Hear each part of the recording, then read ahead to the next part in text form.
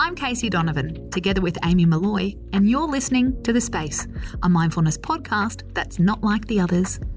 In this show, we share hints and tips for how to be your best self in ways you might not expect. It's Monday, which means our theme for the day is Let's Do This, where we give you mindfulness tips to get clarity for the week ahead. Are you the type of person who never remembers other people's names? Like that regular in your gym class who you've spoken to every Tuesday for a year? Or that colleague whose name always eludes you?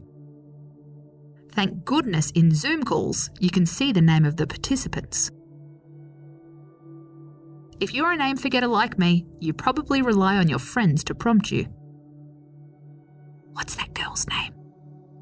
It could be time to start making an effort, because remembering names and using them can have benefits. Research has found that when we hear our own name, a unique part of our brain is activated. This means it's one of the easiest ways to get people's attention. Remembering a name and reciting it is also a sign of commitment to a relationship. Memory storage comes down to two factors: emotion and repetition. If you have a strong emotional or sense-related connection with a person, the storage path to their name will be stronger.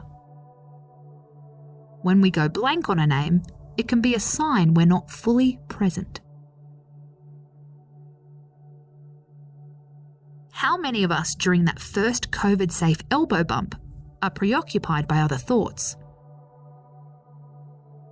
Before you realise it, they've said their name and your window has closed forever. This week, when you meet someone, do it mindfully. Pay attention to their introduction. Within the first meeting, repeat their name back to them. Also, use the power of association. Learn one fact about them. Is that your cat in the corner of the Zoom screen? What's their name? Next time you meet, reference that detail in your conversation. And if you're stressing out about drawing a blank, stop worrying. Cortisol, which is released when we're stressed, can make our memory more foggy. So, take a deep breath and fuck it, just go for it. If you get it wrong, mindfully acknowledge your embarrassment. You're unlikely to forget it again.